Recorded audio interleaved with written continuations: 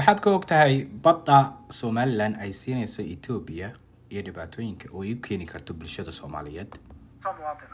haddii maanta Ethiopia ku wareejino oo dekada meesha la wareegto badda la wareegto oo konta sano dhamaadaan oo Ethiopia ku tirada ma wareejinayo maxaad samaynaysaa haddaad tirada international looga isla tagaya international looga markaa isla tagtaan hay'adaha caalamiga garsoorka caalamka markaa isla tagtaan hay'adahaasi waxay ku leeyihiin kuma ictiraafsanay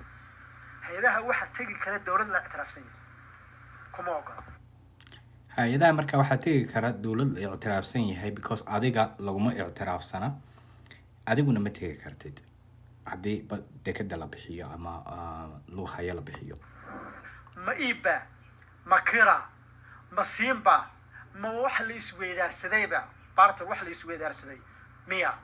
legal personality maadaama aanad lahayn shakhsiyad qaanuuni dawladdu aanay lahayn caalamka way ka diidayaan marka waxaanad hadhowna fulin karin oo wax ka soo ka baxa aanad awoodeedii lahayn imikay ku dhowda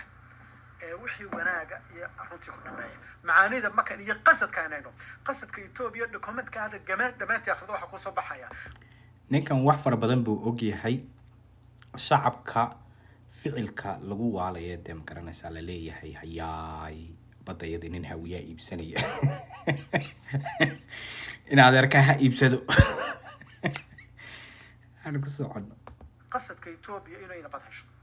hadalladii hore ma kan eegnay yiraahdeen kuwan dambe qoraalka intaas qoraal in akhrino inta waxa kaaga soo baxay qasadka Ethiopia nabad hesho marka meeshan ujur ma aha kiro horta waa iib ay noqonayso Somaliland administrative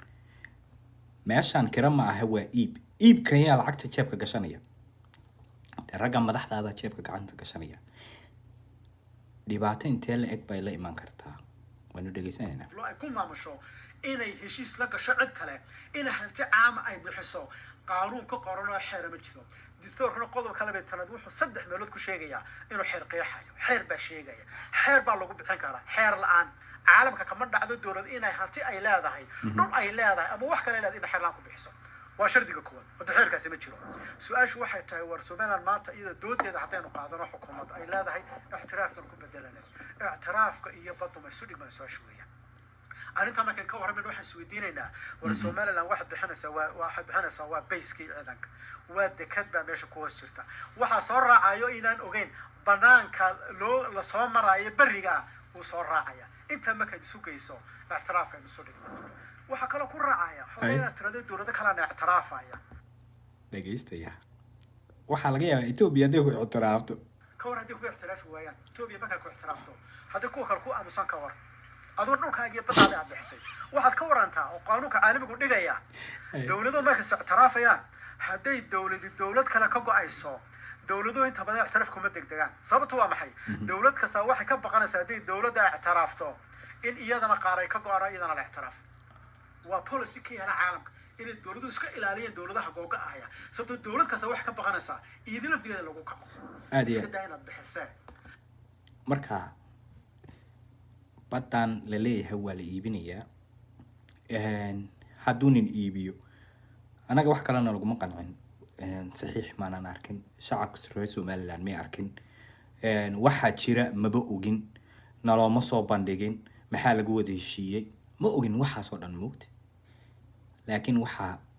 xaqiiqo ah dawladda Ethiopia in ay dad kale lugaha kula jirto dadka kale lugaha kula jirtana laga yaabaa in reerihii koofiyad yarta ay yihiin reerihii koofiyad yarta haday yimaadaan deebal hadda adigu ya waxa shuruushuur dhan ba kugu soo yaacay iyo carabtii oo dhan ya dhiigaaga la xalaashanaya marka Somaliland shacabkeeda been looma sheegi karo loomana sheegi karo wax aanan jirin amnigoodana laguma iibsan karo nin kala jeebkiisa lama oran karo qadiyadaan beenta ah la isku sheegay la leeyahay ma garanaysaa nin hawiyaa iibsanaya anagu abadayada anaga aan waa iibsan karnaa waxa weey waa arin khalad ninka ma iibsan karo ninkan kalena ma iibsan karo shacabka baa iska leh shacabkuna xaq waxay u leeyihiin waxeeda inay ilaashadaan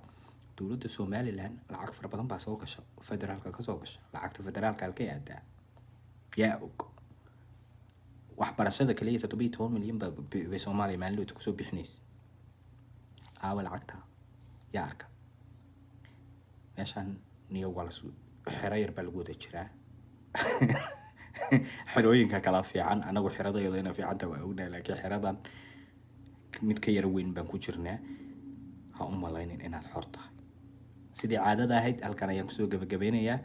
badeenu iib ma aha muusaana iibin karin xasan sheekh baana iibin karin dani baana iibin karin cid kalena iibin karin waraaq la yeesho oo ninkan ilmihiisii buu dhaxal u dhigayaa adiga ilmahaaga dhaxal maxaad uga dhigaysaa intuu iibsado buu Yurub iska tegayaa iyo Carbahaas iska tegayaa adigu halkaad aadaysaa sidii caadada ahayd halkan ayaan kusoo gabagabeynaynaa assalaamu calaykum waraxmatullaahi wabarakaatuh